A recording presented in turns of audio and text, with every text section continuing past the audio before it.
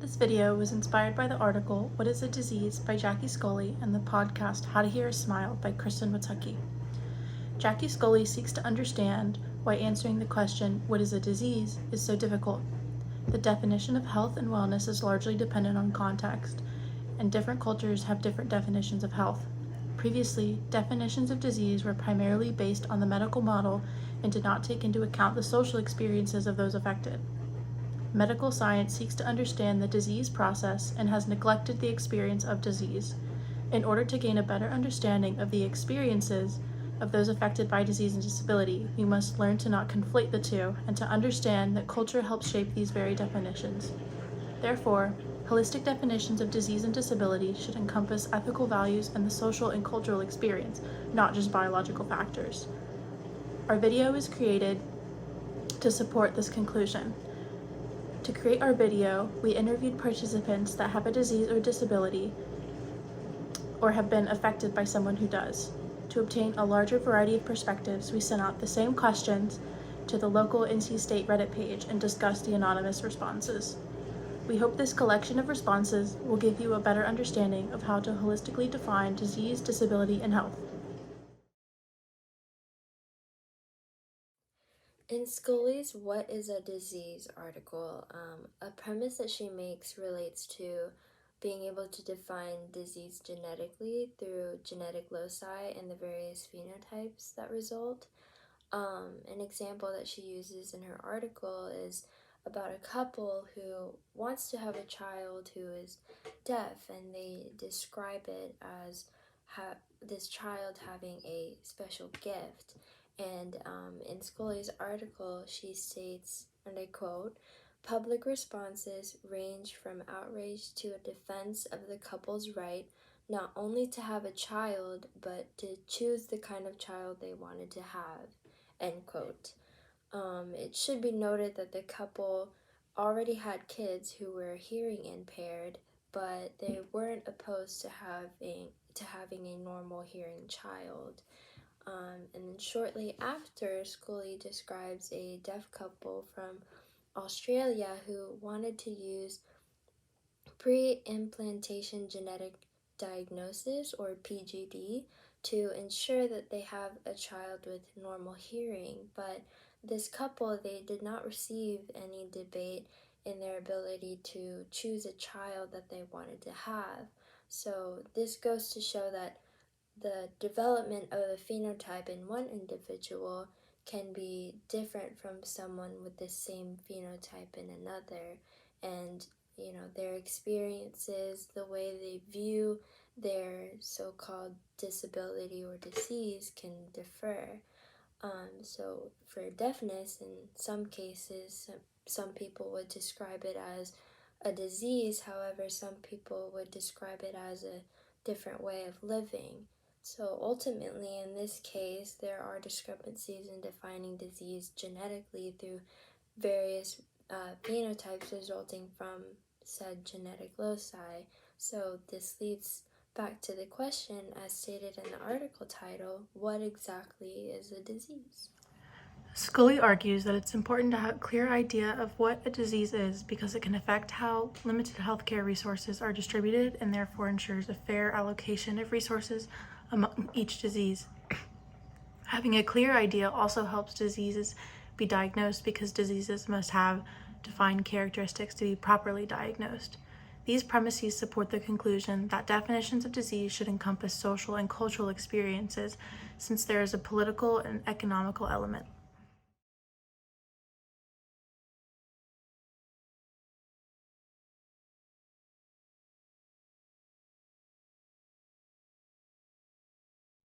I'm Cassidy, and I interviewed my dad who suffers from ulcerative colitis and has been dealing with continuous flare ups for the past 3 years.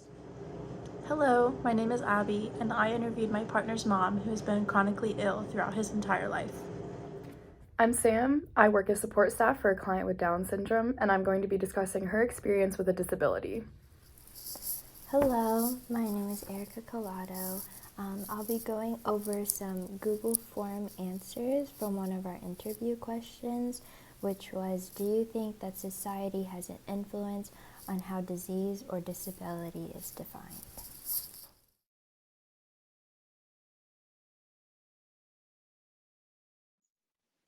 Ulcerative colitis is considered an autoimmune disease where my body has been attacking my large intestine and colon, causing inflammation, ulcerations, which leads to bleeding, pus, all sorts of other stuff, which in turn causes urgency and the need to use the restroom quite often. It when you're in the middle of a flare, which that just means that you have the inflammation and the bleeding and the urgency, then it's very difficult to have a normal life at that point. I mean, you're always looking to make sure you're near a restroom because the urgency can cause you need to go at any moment, and you ultimately have to be near a restroom to have that available. Working at a normal job would be impossible. You'd have to worry about getting to the job, and while you're at the job, running to and from the restroom. You wouldn't be able to make meetings, obviously. Flying would be out of the question. It is a life-altering disease for sure. But with the medicines that are out there, hopefully we can find a medicine that will work. And then once you get into full remission, you can live your life normally, but you have to continue taking that medicine for the rest of your life. My client is aware that she has a disability, and she is aware of the limits and challenges that this disability place on her. Currently, her biggest challenges are managing and calculating time, communicating efficiently with both her employers, support staff, and her family just about her plans, and just kind of remembering things that she needs to do. When these situations occur where she might mess up, she will often become frustrated at herself, and sometimes may forget how these situations affect other people. And sometimes I'll see her say things like, "Oh, I hate the way my brain is sometimes." But she is so independent that sometimes both me and her mother forget that she has Down syndrome.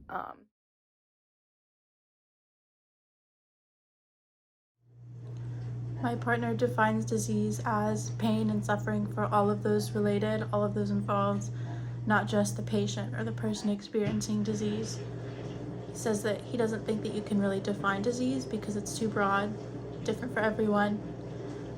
It's a combination of the body and the mind and people surrounding you and experiences surrounding you and your experiences in healthcare, your full lifelong experiences. Well, I guess, some people or most people would take for granted, you get up in the morning, you have a cup of coffee, you go to work, and you come home. Not being able to follow that set schedule, where something is always in the back of your mind, where you need to make a run to the restroom. If you don't make it, then that can be very embarrassing, obviously, which can lead to stress on that aspect. Worrying about what would happen if you don't make it to the restroom, and obviously, because of that would create stress and problems in your work environment. So a disability, in my mind, would be that you cannot do normal activities that a normal person can do on a daily basis. And when defining disease, do you feel like it has a similar meaning? Say that again? When defining disease, do you feel like it has a similar meaning to disability? It depends. I mean, diseases obviously there's different types of diseases. Every disease is going to be different in how you handle it. You can have arthritis or something like that wouldn't cause the kind of stress that this would cause, on a daily basis. Although it definitely would if you were a mechanic, that would definitely hurt your ability to work on a daily basis, or if you need to type on the keyboard. But every disease is going to have a different definition on disability and how it affects you. It just depends on the symptoms.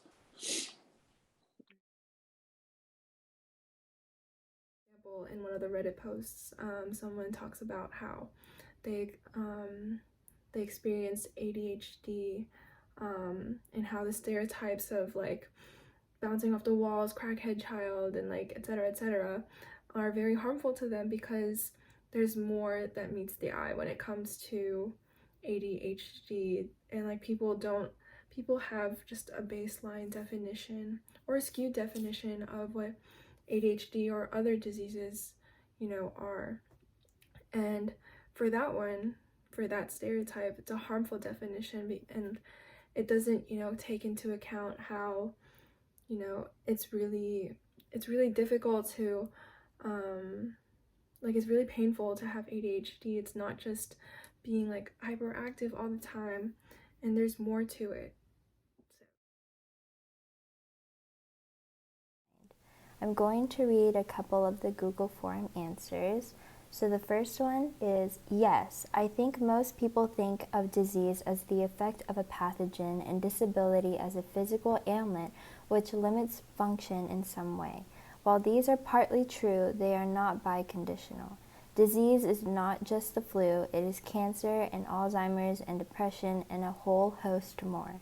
In the same vein, disability is not just amputees and paraplegics. Society, our media, and our exposure to the struggles of others can help empathize and understand the condition of others.